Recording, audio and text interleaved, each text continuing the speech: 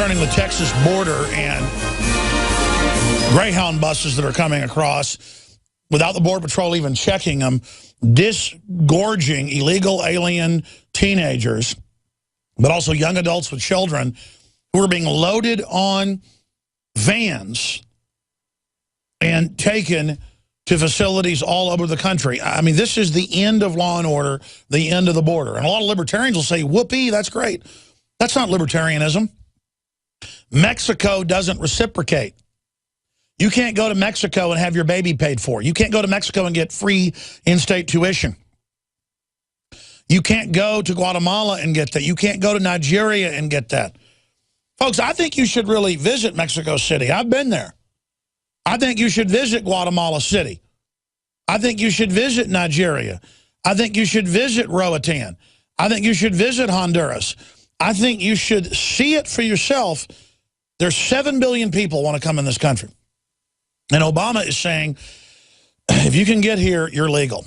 And we have the bombshell video up on Infowars.com. It's gone viral via DrudgeReport.com and a bunch of other sites. Fox News last week and this week has been picking up our videos that we get at the immigration facilities and military bases that no one else is getting other than Breitbart. They're getting stuff in Houston.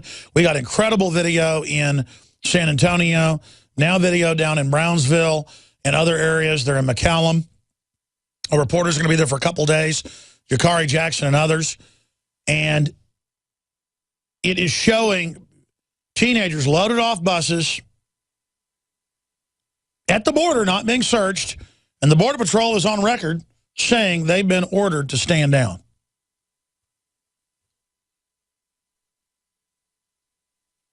This is what's happening in America.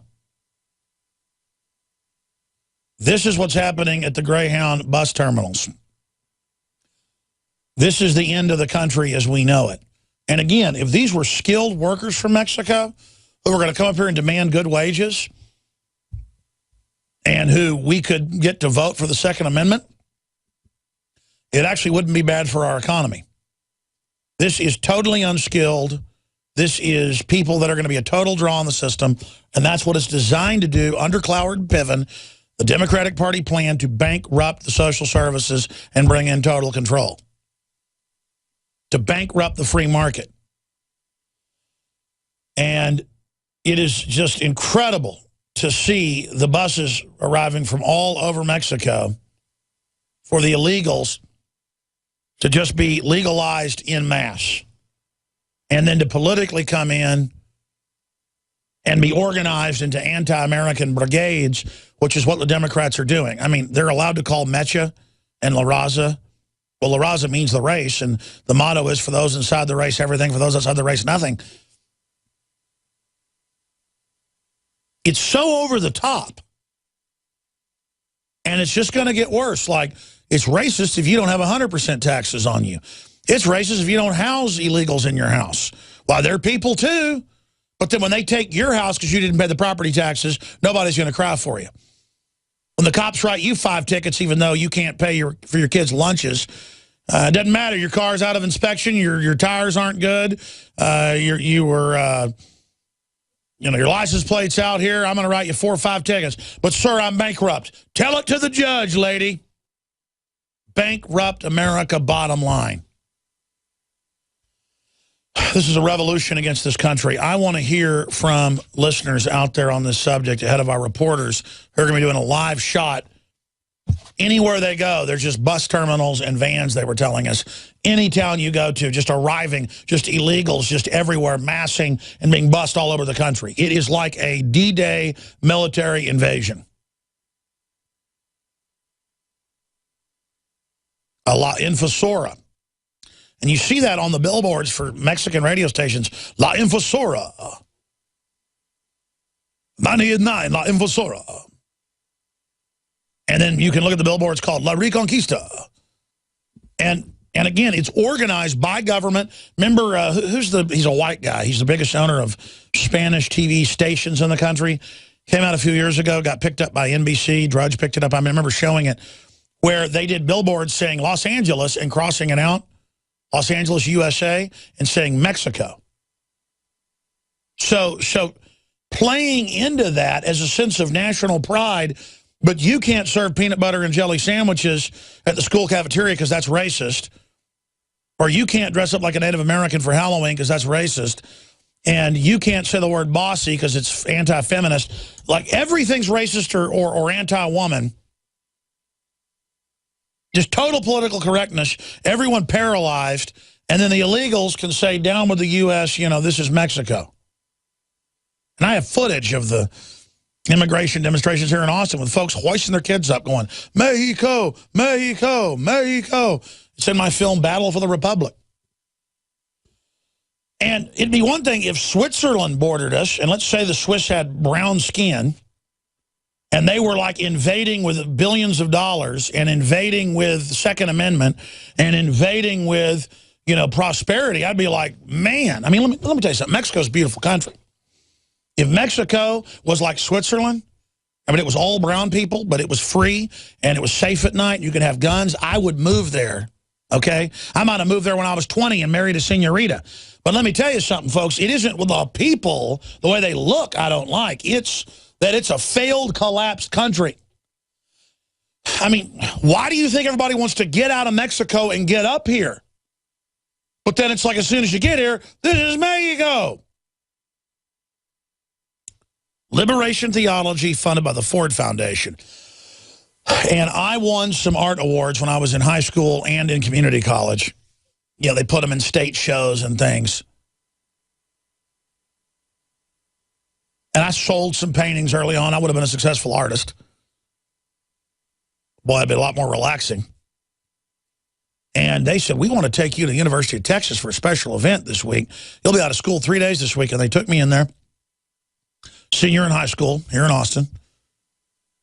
And it was all a UT project talking about how bad America was and how evil America was and how great the planet San Diego was and all this. And I knew enough about it. I was like, what is this?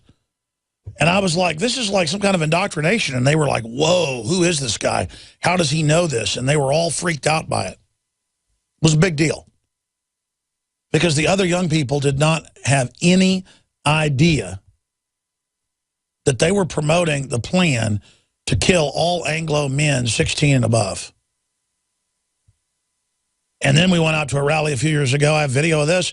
It was a bunch of the illegals, but also their handlers here, who it turns out in a lot of cases get caught beating them and keeping them as slaves. The truth is, it's just like with the black community. You've got a rich black contingent that Chappelle and others have talked about that manage and control all the other blacks.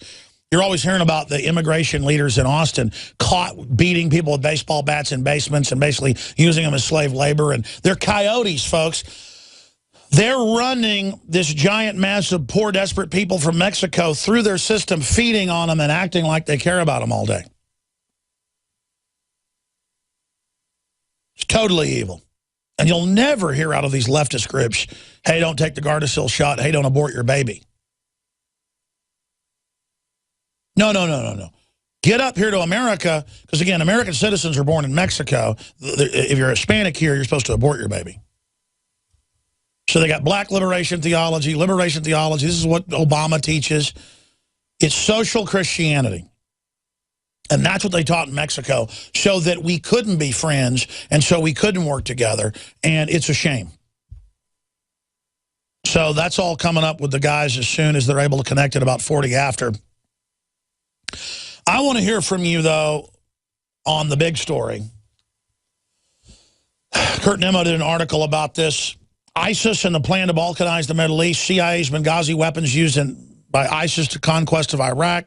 And Kurt Nimmo links to the big think tank statements admitting that Saudi Arabia is funding this through NATO and the proxy armies, and so is the Belfast Times. By the way, this is all admitted. Saudi Arabia, Sunni Caliphate, NATO runs secret terror army in Iraq and Syria. Another Kurt Nimmo, Alex Jones article. And folks, this is the model. Total chaos. You had the Shiites and the Sunnis living in peace now. First, Saddam's put him by the CIA to launch a war against Iran. He fails against that after 8 years. They tell him, go ahead and invade Kuwait. He does. They set him up. They go in. They take him over. They weaken Iraq with inspectors, destroy all their weapons to defend themselves not endorsing Saddam, just giving the facts, for over a decade. Over 1 million Iraqis died in sanctions. Then another 1 million died from 2003 in the new invasion up until just last year. 1.3 million, Lancet Medical Journal. Then they're totally weak on their knees, a coalition government. Then they use the bases on the border with Iraq and Syria with al-Qaeda to then re-invade. And you heard about the Iraqi government fighting al-Qaeda in Tikrit, in Fallujah, and begging the U.S. for help 2 months ago. Help never came. Saudi Arabia poured in 2 weeks ago and is now about to enter Baghdad, has taken the suburbs. The military's collapsing. They're going to get the $10 million command base and use that as a Saudi Arabian command base to take over all of Iraq with the CIA and globalists aiding them and starting a new operation against Iran. And again, I'm not on Saudi Arabia's side. I'm not on Iran's side. I'm on other sides. The globalists are accentuating a civil war. Hi, I'm Shane Steiner. A lot of you have been following my progress using Supermale Vitality. The last 19 weeks has been an incredible experience. I was feeling a little down and lethargic during the holidays, and none of the supplements that I was taking were doing any good. That's when my longtime friend from high school, Alex Jones, introduced me to Supermale Vitality. I was a little skeptical at first. Not only would I have the energy to work out and go to the gym, but it was actually the changes were happening to my body a lot more rapidly. My whole mood, my libido, everything had completely changed. The concentrated organic herbs, they stimulate your natural systems to produce the natural hormones that you need. I just really wanted to bulk up and hit it hard, and I went in for about the first 5 weeks and was lifting heavy weight and just really hitting it hard, and I gained 20 pounds of muscle immediately. Since that, I've decided I was going to lose some weight and slim down. I just changed up my workout a little bit, and 35 pounds came off. Folks, this is not a joke. This is not a gimmick, it's real. Supermale Vitality, available at InfoWarsLife.com.